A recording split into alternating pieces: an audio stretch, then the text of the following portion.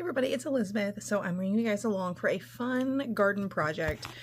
I have talked about this for years on and off with my plan to seed bomb the dirt road for our house, because that dirt road is owned by, or the land on each side of it is owned by one family member and then like one long-term friend. And so we've talked to them. Usually they just bush hog one side of the road like a couple times in the summer or fall, and that's it. No one does anything with it or maintains it. I talked to them about me doing this, and if I did, if they would just not bush hog so that these plants could get established and perennialize, and they said that'd be fine. So I'm in the house, I'm getting my seeds organized, I'm getting started. I'm going to bring you guys along on this journey today. I was going to do a short video, and I thought this could very easily be a longer video, and it's such a fun idea. I first heard about seed bombing when I was doing desert gardening in Arizona, and I've never tried it. I kind of tried it once when we lived in Pocahontas, and I seed bombed like pumpkins in our ditch. So, and the idea, in case you've never heard of it, is you take seeds and you take damp soil, you put the seeds in the soil. So you gather how much soil you want to use first. That's part of the key, is figuring out the ratios. So you get that soil, you put your seeds in there, mix it up really good, add a little water, mix it up, add a little water, mix it up, so that you can pull out a clump the size of your hand, form it into a ball, and it will not fall apart. You don't want it to fall apart yet, okay? So then that's your seed bomb, and then you go anywhere, anywhere random. And I used to think that you just threw them, like you could just throw them in a ditch. I used to see videos online of people were like seed bombing native wildflowers in like public spaces, ditches, whatever, and it's such a fun, lovely idea. But so for me, for my situation, because I walk on our road almost daily all throughout the year except for wintertime, so I knew that this would bring me a lot of joy, and it would also be beautiful for our neighbors and passerbyers and stuff. So, but I had to do some research, because the left side of our road is a stiff embankment. It's very rocky. It gets less sun than the other side of the road because there's a tree line there, fencing, cows on the other side. But because of the slope and the rockiness of it, I had to choose specific seeds. On the other side of the road, it is literally just like the edge of pasture. There's fencing and there's full sun, but there's no trees or anything on that side. So I picked different things. And our third project is I am seed bombing the edge of our woods behind our house. Because if you've been with me for a while, you know last year in the fall, I planted 3 evergreens and then 2 ornamental trees back there in front of our oak trees to create some kind of interest, y'all. Man, it's Sunday. I'm tired. We've had the grandbaby all weekend, and it's a joy. But I'm tired, and I'm trying to get this done because I was planning on doing this anyways, but I was just looking at our weather, and we're looking at 2.5 to 3 days of rain, like gradual, gentle rain, not like thunderstorms or anything. That is the perfect aftermath of a seed bomb situation. I was just doing some additional research, and apparently that's just like divine set of chain of events, is to seed bomb and then have a few days of rain, and that really helps the seeds to settle in, scatter, start to germinate. So that's great. Anyways, also in all of these that I have picked, these are all drought tolerant. I'm not going to water them. They're going to sink or swim. I'm hoping they survive, because I did, like I said, pick drought tolerant ones, and all but like 1 are perennials. So crossing our fingers. One thing I want to add to is this section of the road that I'm doing is probably 1/4 mile, maybe a little less. And that I do not expect this first summer or fall for it to just be flowers galore down both sides. Because I realized that this may actually be a 2 or 3 year plan to get to that, because that's a lot. It's a long linear space with a lot of seeds. We're doing what we can to add a little pops of joy and color and everything throughout this space. And I know me will appreciate it. I know my husband will think it's cute. And I figure most of our elderly neighbors will just love it. So let me tell you what types of seeds we're doing before we move outside to start working on the seed bombs. I've got them here semi-organized on my desk, so I'm going to show them to you here. So first I wanted to say, I don't have any Ziploc bags. We're out. So I have my reusable, adorable bags. Love these.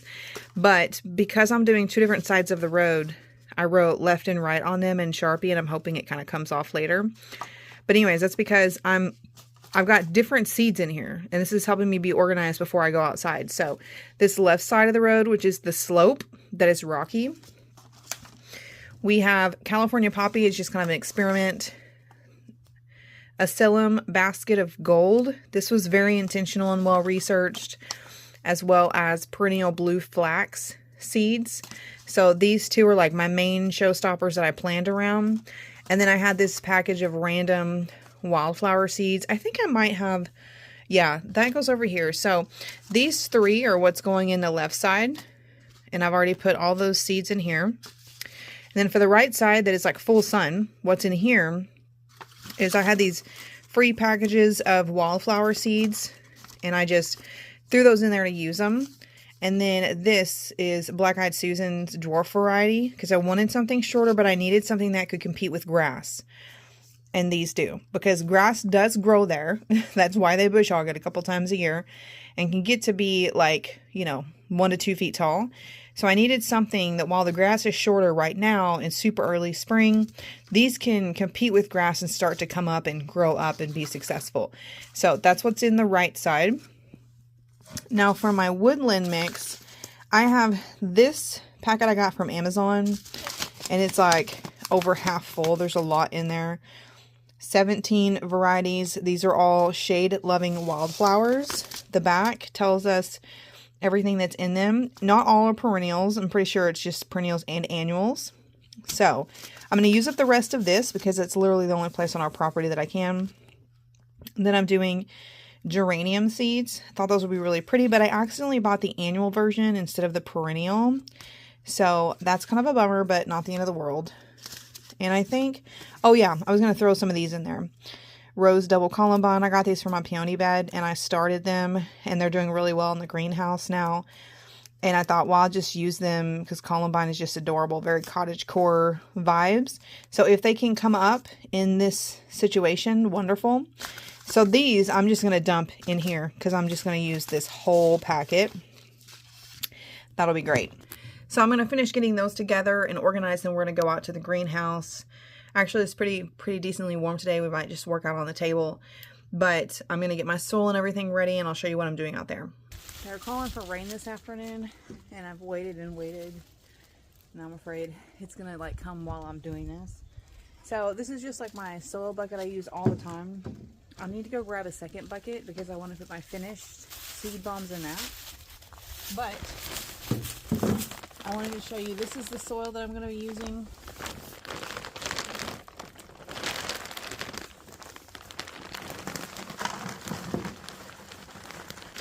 I don't really know how much to do. Got this bucket about this full up here, so maybe around half. I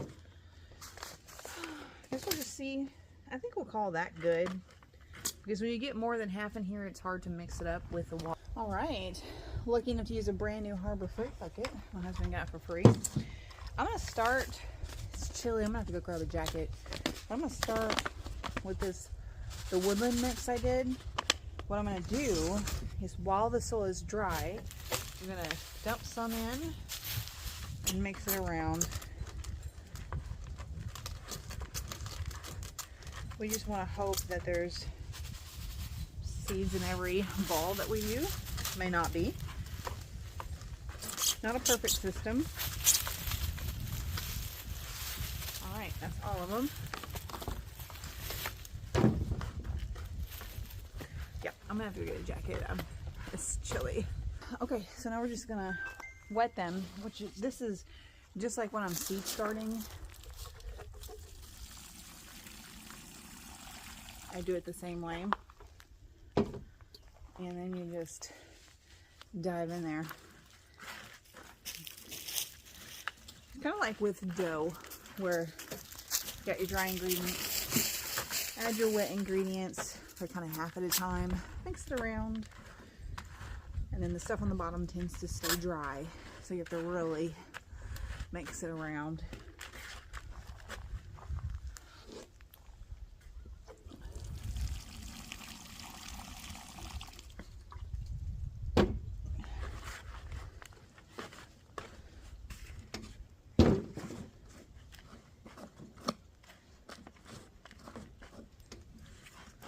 don't know if that's actually going to hold together.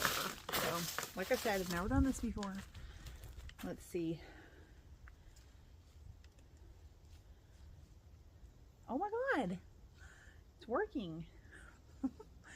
Because you don't want it to fall apart and you don't want it wringing wet with water. So,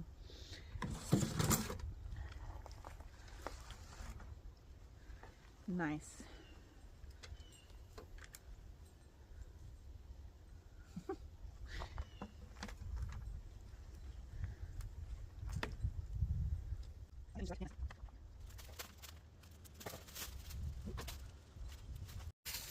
Okay, I got the woodland mix done, and you guys, it made 41 seed bombs. Look at that. Ah, so fun. So, let's go put these out because these are going right here close to home. So right now we're in the cottage garden. Then we walk out under the arch that normally has morning glory. We come out here to our woods. So our woods are oak trees. So everything gets brown and sad. Oh, a big bird over there with a pond.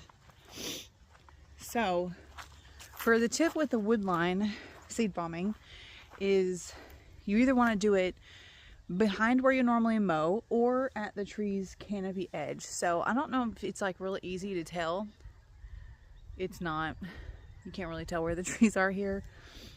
But what I'm doing with where I'm putting these is I'm going along where I added trees. Because right here we have our first ornamental tree right there. On the other side of it is an evergreen that is yellow. I think it's starting to try to sprinkle already.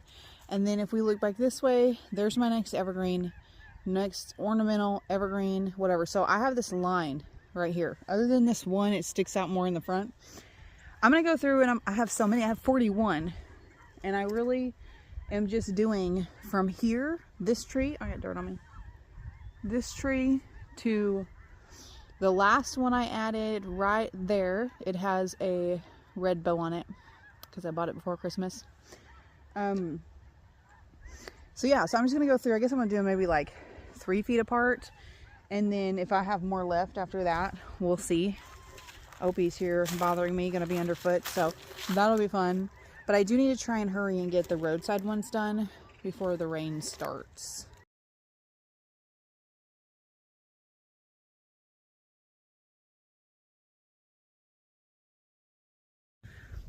Okay, valuable time savings, lesson learned. The balls, even though they stack in the tub or the gallon bucket pretty easily, if you start walking around, they start to kind of fall apart, which you don't want them too tight. So I still think it was the right consistency. However, I think the key is mix the soil and the seeds in the bucket. I'm gonna do this with the next round. Get them nice and moist, and then just keep the soil loose. And grab a handful and pack it in your hand, put it on the ground, instead of pre-forming the balls. So I'm going to do the right side of the road next. I'm going to do this prep. I'm going to do a little less because that made so many.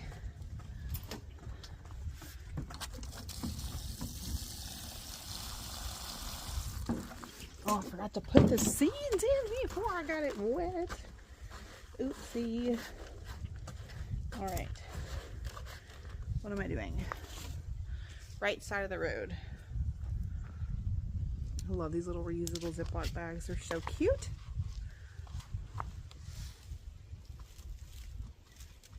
Okay.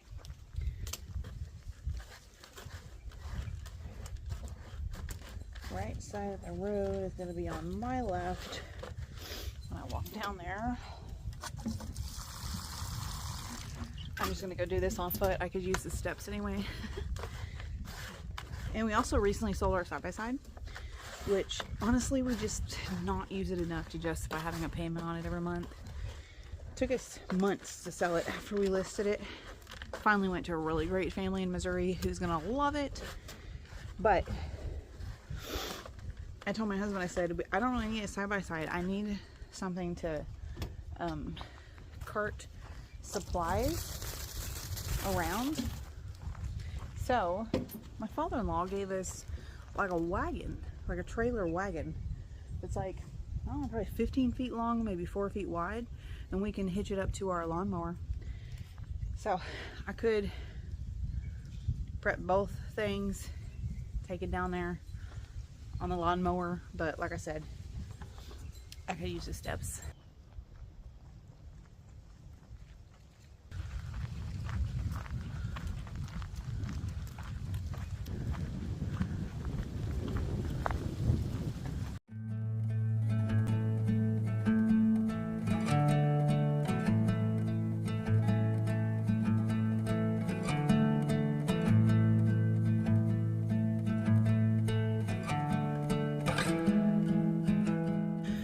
Okay, so yes, I can jog a quarter of a mile in jeans. Anyway, that was not enough to go all the way. They're so big.